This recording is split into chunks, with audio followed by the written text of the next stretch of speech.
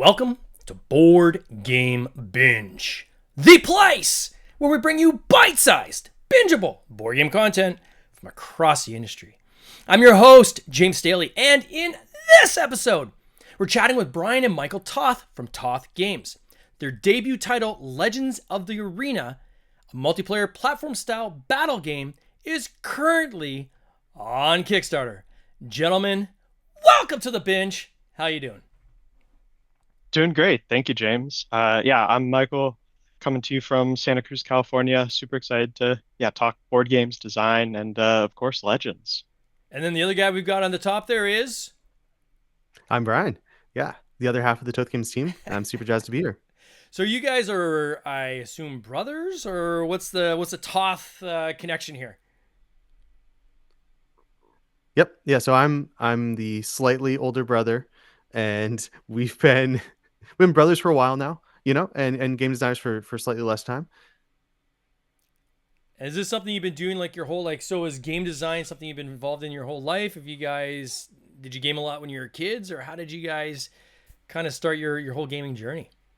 Certainly, yeah, we definitely grew up playing games. Being angry at each other, playing games, and then also, definitely Brian was more leaning into like making a game. I remember as a kid, and I definitely spent a lot more time just trying to mod some of the board games we had. So some of the classics we played like as a kid that we kind of just stumbled into because we just didn't have access to stuff like BGG that we do now. Yeah. But Battle Cry, that's a great example of like a real OG kind of Civil War reenactment game that I think still really holds up. And I remember like making maps for it and trying to extend it to other things as a kid.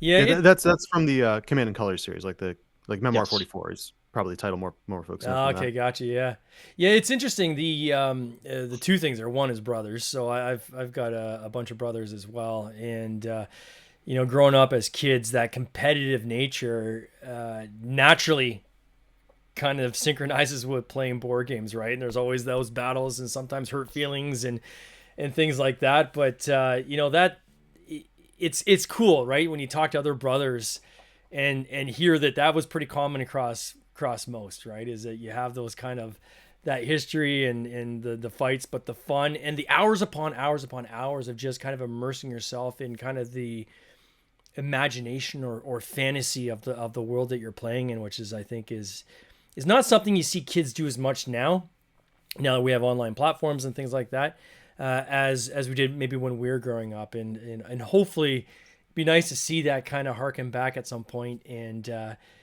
see kids starting to play more tactile games. I think that's really where the imagination blooms. In terms of modding, and I've told this story on the podcast before, but that is kind of where I think I started or got the bug myself for game design, right? It's just, and this is the advice I'd give to many people who are saying, where do I start? Start with the game that you like playing right now and do a modification. I've got a buddy that plays Ticket to Ride, right? Everyone loves Ticket to Ride. It's one of the greatest games of all time. It's an evergreen. It'll be around forever.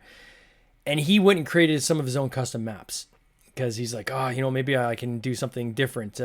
Have one for Canada, right? And I know there is a Canadian map, but maybe I can make one that's kind of more nuanced based on his knowledge of the geography. And then he added a couple other little things that you collect along the way and so forth to add different ways to get points. And again, it's just using that imagination to say, how can I make this game that I love so much a little bit better? How can I homebrew it? And it sounds like that's something you guys maybe is what started you on your journey. Yeah, I think definitely as a kid for me, that's a bit of like a light bulb moment when Yeah. you go from just kind of like, oh, I'm doing this thing to like, oh, I can actually change it. And then especially when you like really like your changes, you're like, wait, I can, the stuff around me was just made by other people. Like having like realizing that, the people who made the games, they're just normal kind of people like yourself. So you should go ahead and, take a stab at it and see what happens. Another game I got really into modding is Star Wars Epic Duels, and that is like a absolute classic out of print game that we took a lot of inspiration from. And I tried to make it go up to 8 players. I tried to have like a multi-level map because it's kind of like a tactile skirmisher sort of Sure. thing. And yeah, just so much fun and really just yeah, light bulb moment of being like, oh, we can actually make changes, and these changes are like good enough, they won't just fall on their face immediately. I think that's probably one of the most basic things you can do for modding a game is just increasing the player count, Hmm. right? I was talking to the creators of Fliptown a couple months back there, and so their expansion plays up to I think it's 4 players. And I was asking, I said, well, could you take like 2 boxes and like could you take like 2 boards out of a box and make it like a 6 player? And he's like, yeah, I guess you could do that. And it's like you can make mods even now with some of the games you have, right, to kind of expand. Another example I would give is there's an all play game where you're it's I think it's circus something where you're bidding coins on different circus animals, and it plays. I think it's like 4 players, and I'm like, gosh, this would have been so easy to make this a 6 player game if they only had 2 more player screens and 2 more starting cards. Haven't done it yet, but I'm very, very tempted just to go and photocopy 2 player cards and 2 player screens and make it a 6 player game. Because when I go to my game night, rarely is it just 4 people playing a game. Usually there's a fifth or sixth you need to kind of get everybody involved, right? So, Right. there's something I think that most of us probably encourage, even in my own games. If somebody wants to, homebrew one of my games, go ahead. That's high five. I love it. I'd like to see what kind of creativity people can bring into these. So, so for the two of you, then, where are you guys? You're obviously in different locations. Do you guys live in the same area, or are you separated, or like kind of where you're located? We're just about an hour apart, so it's not too bad. We do still do most of our testing remotely because we can just hop on, play 2 hours Sure. really quick, and hop off. But we're also able to meet up in person a fair bit. And Yeah. we are far enough apart that we do go to different designer nights. We Mm. we see different groups, so that's definitely helpful. And we've been about an hour apart for I don't know 5-6 years now, just Yeah. different directions. Yeah, Yeah. yeah. And we have a game group on pause right now because the Kickstarter is crazy, but we have a yeah, we're close enough where we can meet up like once a week and play games. We've been working through a Frosthaven campaign that's been epic, and yeah, it's super fun. And what do you Yeah, guys do speaking for a of, living? Like, what's your day jobs? I am a software developer. I work at Vercel, which kind of is a startup that tries to make the internet faster. Oh, nice. yeah, I do software too. We're out in the Bay Area. It's a big part of it. It's interesting, right? And I've talked to a lot of people who are in the tech industry who also do board games. Do you find that board games is almost like an escape from the screen? Like, do you guys ever look at it from that perspective and say, this is my I certainly want quiet, to get off quiet the zone? screens for sure. Yeah, Like, I don't know if it's a work thing or just it feels like, regardless of what I'm doing, it's on a screen. Like, even when I'm working on the board game, sure. 70% of the time it's on a screen. It's like, you got to deal with emails, review proofs, have to do all the marketing assets, all that stuff. So definitely any chance to do fully screen free. I think there's a really cool game I saw recently that sort of tries to do a Gloomhaven type experience, but your cards are managed on your phone and then Mm, the map is all played on the TV. And that just does not appeal to me the same way it would have in the past. yeah, Like I never want to use a companion app. I don't even want the cool voices. I'm like, I'm trying to go like totally screen off when I'm gaming. So I think definitely that's, full-time work has definitely pushed me away from computers in my free time. Whereas when I was younger, being in school all day, getting on a computer to play like RTS or something was much more appealing. yeah. Exactly. Yeah, I do echo that. Like, just anytime I'm playing board games, I try to chuck my phone over to the other side of the room because I just know like my attention span's at the point where like yeah, just 1 minute of downtime and I'm like, well, I could see what's, in my email inbox, Yeah. It's That's crazy. tough, right? When people are on their phones when you're trying to do the teach. I find that's sometimes frustrating when you're like, are they actually listening, or are they Oh already yeah. jumped ahead, or if they're checking their emails kind of in between rounds. I've been guilty of that myself sometimes, but um, I get it. It's how do you kind of separate those two sides so really one does feel very tactile. I know as a company, one thing we've done on a more recent game series, the Seas of Venus game series, is just the number of cards that we had. And Mm. in terms of our reference sheet is like literally the back of the book, but then we had added even more cards since then. And how those iconography work with certain cards, we end up just creating it like a companion app a companion is probably not the right word. It's more of a reference app. So it actually has, here's all the cards. You can scroll through, see the card, tap it, and it'll tell you exactly what that card does. We found that helpful. I don't know if I'll do that going forward, but certainly in terms of that particular usage, it seemed to make the most sense. But I do really like that. Yeah, I like the ability to be able to go and see like one exact card yeah, because sometimes you like want to know what a card does, but you don't want to ask to give it away, you know? yeah, There's a strategic element there. yeah, exactly. So that's why we did it. I don't know if I do it again because I do appreciate want to try to keep the two separate, right? And I'm always cognizant of that. But it's one of those situations where it's like this is probably the most elegant solution to what we're trying to do. That allows us to keep updating in real time as well. Because some of the cards, we had one kind of explanation, but then after people interacted with it, they were a little bit still confused. It's like, okay, let me clarify this a little bit more. So we're still able to kind of, it's almost like an organic document Oh that we yeah. can keep updating, right? So we'll see. Yeah, we certainly have a card that I think we've rewritten at least like 5 or 6 times. Yeah. And I can feel another rewrite coming, you know, and it is really tough. And as a board game player, I certainly have come across so many cards. I'm like, why is it written this way? And then I find like the BGG thread or whatever, and then I'm like, oh, it's actually highly ambiguous, and I didn't even realize, you know. Yeah. Yeah, that is one thing. Yeah, trying not to do phones at game night, but sometimes when Spirit Island comes out, all four of us are different threads on BGG trying to get some rules clarification. That's right. Yeah. Even score calculators I find too are Oh great, yeah. right? Like I've got, gosh, you think of something like Earth, right, which has like a score sheet that is quite robust, and just being able to plug all that into an app and have it spit out the winner at the bottom is kind of handy too. So I Yeah, can see some especially utility there. Yeah. yeah, you've done like that, like whatever 2 hour Euro, Yeah. and like you're like, all right, time to add everything up, and then you're like, I think I just lost. I'm not even gonna try and add it up, but you don't want to miss, you know, Yeah. because the scoring can be so like subtle in those games. But yeah, I think that's another thing that apps do really well. I guess that the line is probably crossing into using it to actually play. I think that's probably the bridge too far, so to speak, for me, right? So if I have a game that I'm using and I can use an app to help speed things up in terms of referencing and calculating, in my brain that I'm still comfortable with that. But when it gets to the realm of, oh, to play the game, you need to have your phone as a companion that's going to play have some of the playability. That's where I think we're bridging too much into technology. And I think you see that in some of these innovations, I would say, in the market. I've seen some Kickstarters where they talk digital tables and things like this, Yeah. where, none of them have really been fully adopted, right? Like if you look at the innovations in this industry, anything that's kind of digital in terms of like the digital tables and things like that, like they don't seem like they're really well adopted by players. They seem more kind of gimmicky than anything. And so I don't know if we'll ever see that kind of go. I think Yeah. we'll still see probably that tactile part stay in place for quite some time.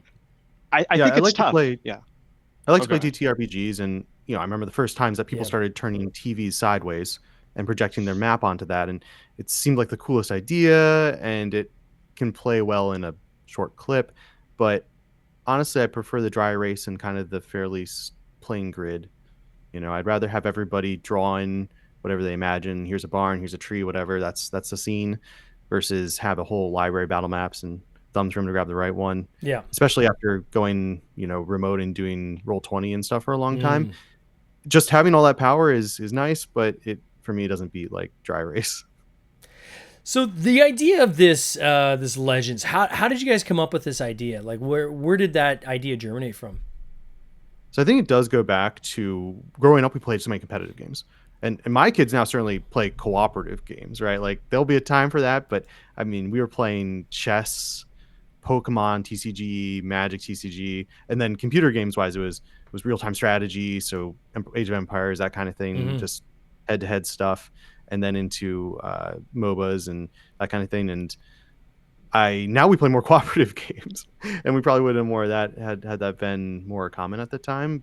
But so our background was like very steeped in competitive, sweaty, head to head kind of stuff. And the gap we sort of found when we moved from more of the tournament grind to more of game nights with friends, because a lot of our friends had a similar background. A lot of the board games we were playing were more Euros, more based on non-interaction, and those are certainly super fun and you build your engine, but we missed that element of the PvP coordination amongst your team to like beat the other team, right? Yeah. We'd play like Overwatch on the computer, and then on the tabletop there wasn't anything like that. Or we play League of Legends or Here's the Storm or something, or of course Super Smash Brothers, right? And there just wasn't like there's great 1v1 board games, but when you start to add 2, 3, 4 players per side, it's not nearly as they don't run as well. And so that was kind of like, okay, we started of course modifying games, right, for to fit that, or then kind of searching out, finding obscure games that have been made a long time ago that purported to work well at high player counts, and eventually we're like, yeah, there's just not a game here that does this, so I guess we're going to make it. And when was that? When did that start? That was 2017. Wow. Was when we finally were like, okay, let's do our first like prototype, see if we can put something together. So that was the start of the journey. How long was it until you had a game that was like, okay, this is, we think we're like 95% there? When do you think we first played? I think we like me versus you. Like I think we got to a working like a place where we could play each other relatively quickly. Yeah, but the first game that we actually took to other people, like outside of our immediate friend group, took to a small local convention, was also 2017, but it was like November. It's called GobbleCon, and so it was near the end of the year, and that was I mean, maybe at the time we thought we were 90% done. We were not at all. But we had multiple characters. You could play the whole game. There was a winner and a loser. It had all those game elements to it, but it didn't feel good enough. I mean, I think even the worst game, 1 in 10 plays, is going to be awesome. Yeah. Like, just if it's the right crowd, the right things happen, someone rolls high on the dice, it's exciting, right? But I think a great game, it's going to be more like 3 out of 10 are great, 5 out of 10 are enjoyable, and then like, yeah, maybe 1 or 2 are like, yeah, that was bad. And I think kind of we had to go out and play with other people to see the ones that didn't go so well, because when it's in your own head and it's your own creation, you're a little biased. So yeah, very much so. I think we went through like 4 iterations, I would say, right? Four finished games that we would have thought were 90% complete, where you had a decent cast of characters, full set of rules, some playtesting, and each one of them we eventually abandoned because it wasn't ultimately better than what we could already buy, or it wasn't really consistent enough. And yeah, it was the 5th iteration that was like, okay, this is actually something a little different, and it's doing exactly what we wanted. And that was kind of where we knew, like, okay, we're ready to actually publish something now. And when did you guys make that call? Like, okay, we're gonna actually publish this, and what led to the decision to self-publish versus try to find someone to license it? Yeah, so I think it was about 2 years ago that we had. So there's a convention here, DundraCon, that happens in January. So yeah, not January last year, but the previous year. And after that, we just had this like big light bulb moment of the basic 3-card system where you sort of queue up your actions. And we already had a lot of the characters floating around, a lot of the abilities. So it wasn't like we're starting from scratch, but we sort of reformatted them all into this system, and we loved it. It was like, this is it. We can scale up to 3v3. We can do everything we wanted this game to do. We can do free for all, and it doesn't take 2 hours, right? It's like 8 minutes a play or something. So that's when we knew we had it, and we didn't even seriously consider publisher at that point. So we were so like fixated on, this is how the game has to play, and this is the vision. It must be this team battling game, and it's going to fill this niche that like we see. And from our view, like, other publishers are not filling this niche. Maybe their market research didn't support it. Maybe it wasn't the kind of game they wanted to add to their lineup. Hard to say, but I didn't see like a path where it's like somebody else is going to make the game we want, and they might make a great game, but this is not the vision. We started on this journey to make this game that we could play with our friends and would work the way we wanted our video games to, but on the tabletops. And so it's like, yeah, we need to make sure the game stays this way through the whole process. And so, yeah, that was I'm showing on screen for people that are watching on the replay. First of all, I just want to say the artwork looks really cool. Is there an artist you want to call out on this at all, or? Yeah, so Christian Erba is our like lead concept artist, and based down in LA, does a lot of work for previously Riot Games, now like works on Overwatch. So bringing in some of that video game flair. Yeah. And then we also have a studio, Gunship Revolution, that's done a lot of the other pieces because it's a fairly art heavy game. And Yeah. so we have a lot of throughput. Yeah, with the standees. Super cool. I like the guy at the Lynx. He's like a chef. He's got a whole, like a big chain of Lynx sausages, and it's like his whip that he uses, which is, that's just hilarious. It's very clever. Can you explain essentially how you play this game? So from my end, it's programmable, right? So you kind of choose your cards that are going to be played in a series, much like Colt Express, right? If somebody wants to understand what programmable means, and then it's a very much styled after kind of like traditional video game platforms. Can you walk us through kind of how you play? Yeah. So yeah, kind of very similar to what you say. Each player is going to queue up 3 cards, and those cards are going to be a mix of your kind of basic moves that you can imagine in a fighting game. So step, back, block, throw a fireball, do a melee strike. But then each character has a bunch of special moves that are unique to them.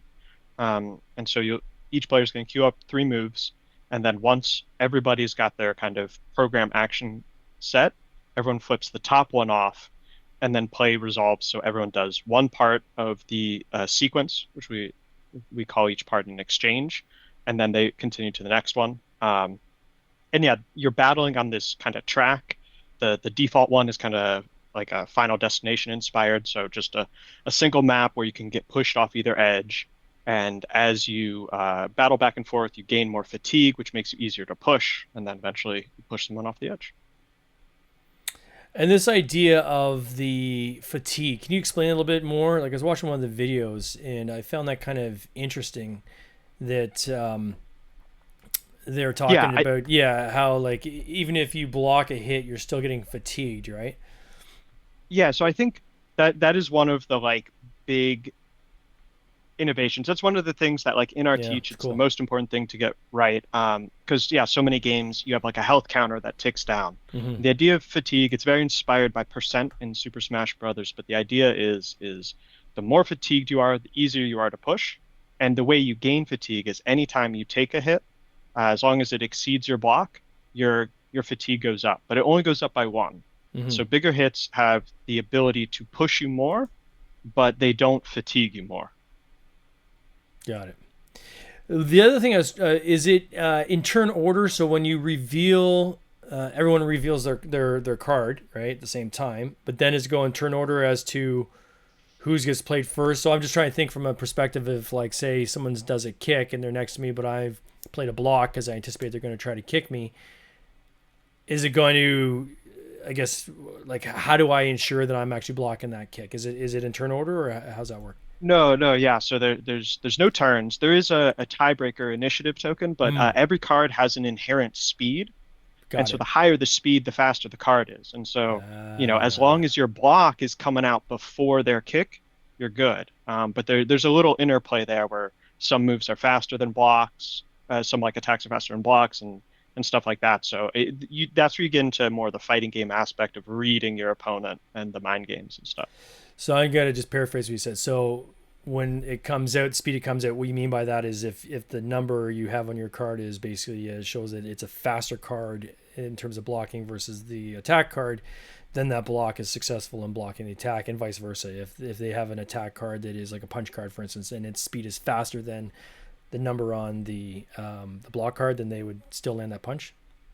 Yeah, and there's a couple different numbers, right? So there's the speed, which determines when the card executes. Okay. But then there's also the value, right? So you could block 1 or 2 or 3. Similarly on the attack side, right?